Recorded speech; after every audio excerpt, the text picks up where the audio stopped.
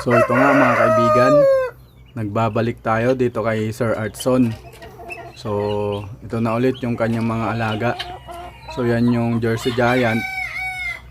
Tapos ito mga Texas, yung mga panabong niya yan. So nagpo-produce din siya ng mga Battlecocks. Tapos nandito yung kanyang mga Rhode Island Reds. Ayan. Magkaibang set yan para iwas inbreeding yung mga sisiw na ipoproduce nila. Tapos nandito yung silky chicken niya. Bale ang nakikita nyong kulay brown, mga parang kulay gold. Bago lang yan na breeder niya. Ayan yung papunta tayo sa mga gansa niya. So nakakuha na rin siya ng gansa niya. Ayan, 5 piraso. So marami na siyang nadagdag na alaga. Mga magtatatlong buwan na rin bago tayo nakabalik dito.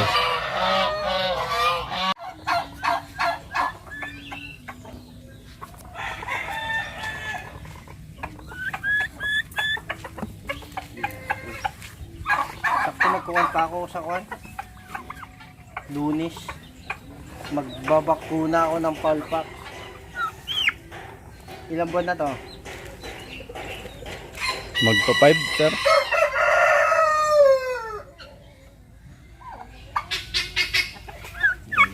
So ilalagay na muna namin doon sa pen ng mga pabo, yung dala-dala ko mga kaibigan. So ito yung mga pabo niya. So dagdag yan dyan sa magiging breeders niya. So 4 heads pa lang yung pabo niya ni Sir Artson, plus yung sa akin na pinalit ko. So 5 heads na yan.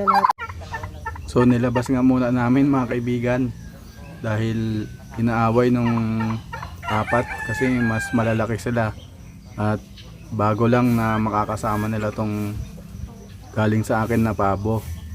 So mag-a-adjust pa yan. So mainam na kapag nagtagal-tagal na, doon niya palang pwede ihalo. So ayun siya. So ayos din yung pabo natin mga kaibigan. A few moments later. So ito na nga mga kaibigan, kinukuha na ni Sir Artson yung mga sisiw na kapalit ng pabo natin. So bali 5 heads na 1 month old na Rhode Island Reds yung kapalit. So yung yung batch na yan 9 heads. So kinuha ko na rin yung 4, binili ko na lang para lahat sila magkakasama na. Ayan sila. So buti na lang pumayag si Sir Artson na makipag-swap ng pabo sa kanyang mga sisiw na Rhode Island Reds. 1 hour later. Nakauwi na nga kami mga kaibigan galing kay Sir Artson. So ito yung kapalit nung pabo tsaka yung may nahalong Texas na sisiw. So ito yung kapalit nung Texas na sisiw. Ayan. So going 3 months na rin yan. So malaki-laki na. So napakabait ni Sir Artson dahil nung may nahalo na Texas doon sa Rhode Island, sabi niya ibalik ko daw doon at papalitan niya. So napalitan niya. Ito naman yung palit nung pabo. So ayan sila. Bali 5 pieces yung pinalit ni Sir Artson. Bali may 4 na sobra, sabi ko kunin ko na. Kaya binili ko na lang yung 4 na sobra. Bali 9 pieces yan. Siyam na Rhode Island Reds. So ililipat ko muna to sa kulungan mga kaibigan. Ipapakita ko sa inyo mamaya.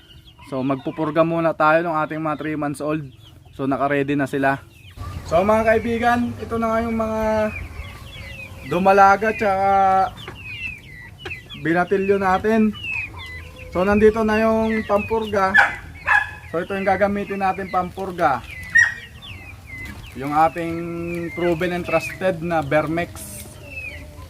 So ang kinaganda lang dito, malakas at talagang laglag yung bulate. So bumili ako ng 20 pieces. bali 15 pieces itong pupurgahin natin. Nagpasobra ako ng 5 para doon sa kailangan pang purgahin. So pinasting namin sila kaninang umaga. So tamang tama to ngayon, magbibigay tayo. So wala nang laman yung mga butchi nila. Kaya sigurado tatamaan yung bulate.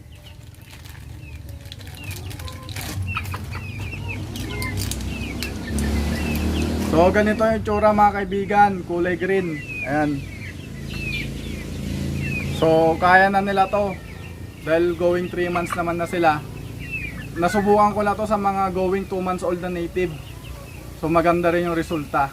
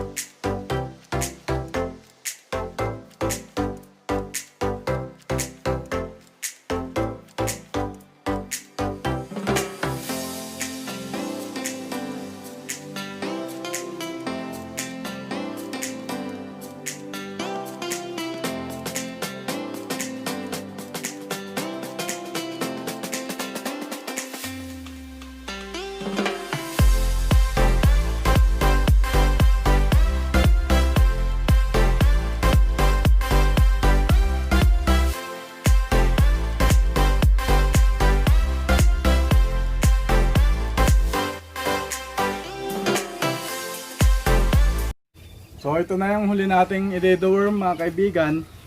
So yung Jersey Blue natin, possible hen to.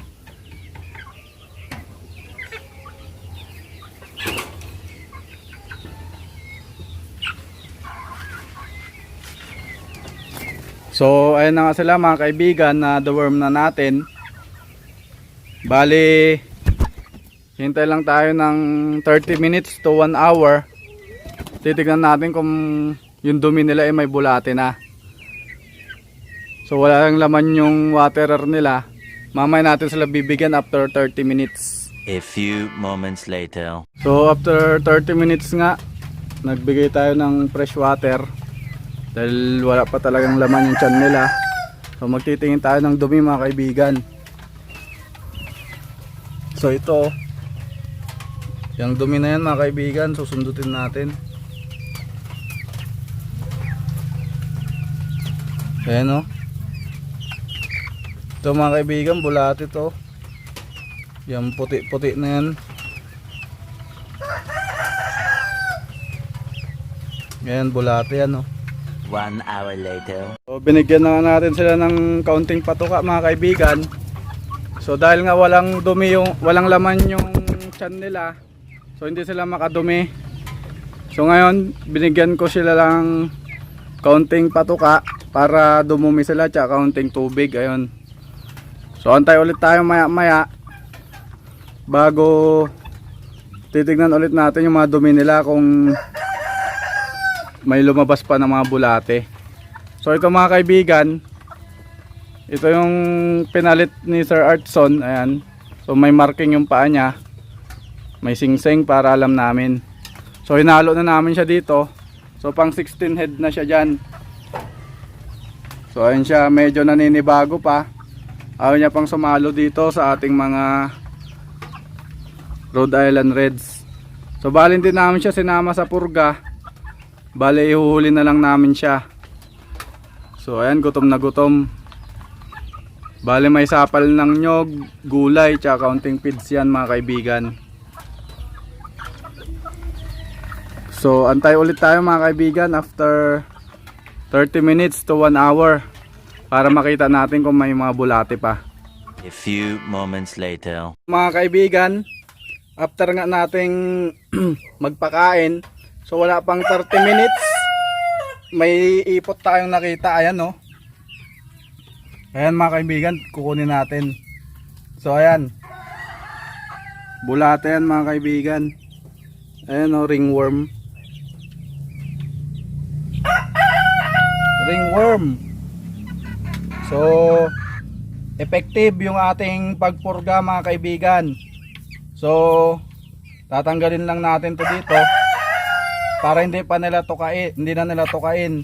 So ayan yung dumi mga kaibigan, no, puti-puti. Ayan, yung puti-puti na yan, ganun din sa nauna kanina. So ito, ayan, yan ang kaagaw sa nutrients sa patuka natin. Kaya hindi sila ganun makalaki dahil dyan sa bulate mga kaibigan. So natanggal natin yung bulate. So effective talaga yung Vermex mga kaibigan, kaya yun lang yung ginagamit ko. So laglag talaga. So ito na yung sisiw na galing kay Sir Artson ulit. So nakita nyo naman mga kaibigan, quality talaga yung sisiw ni Sir Artson, kaya patuloy lang ang kumukuha sa kanya. So yung 5 dyan, palit nung pabo. Then yung 4, binili ko na lang dahil isang batch yan. So yung nakikita nyong dilaw na inumin doon, yun ay electrolytes. So pagdating dito, nilagay ko sila dyan sa brooder. Tapos binigyan ko sila ng electrolytes, anti-stress. Kasi nga galing sila sa biyahe at maulan. Pagkatapos nun, mga after 1 hour, ngayon ko lang sila binigyan ng patuka. So napakaganda mga kaibigan dahil nakakuha ulit tayo ng panibagong batch. So ito, i-release na lang natin to dun sa mga nagpa-reserve. So ayun nga mga kaibigan, nakita nyo yung pagpurga ko at yung pagpunta namin kay Sir Artson para ipalit yung pabo.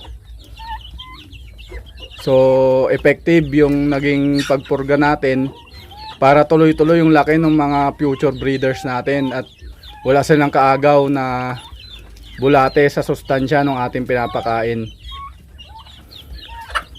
So kung di pa kayo nakasubscribe sa aking channel, please click the subscribe button and the notification bell para lagi yung updated sa aking mga videos. So maraming salamat po sa inyong suporta at sa lahat ng sumusubaybay sa aking channel. Shout out po sa inyong lahat. Stay safe. God bless us all. Hanggang sa muli mga kaibigan.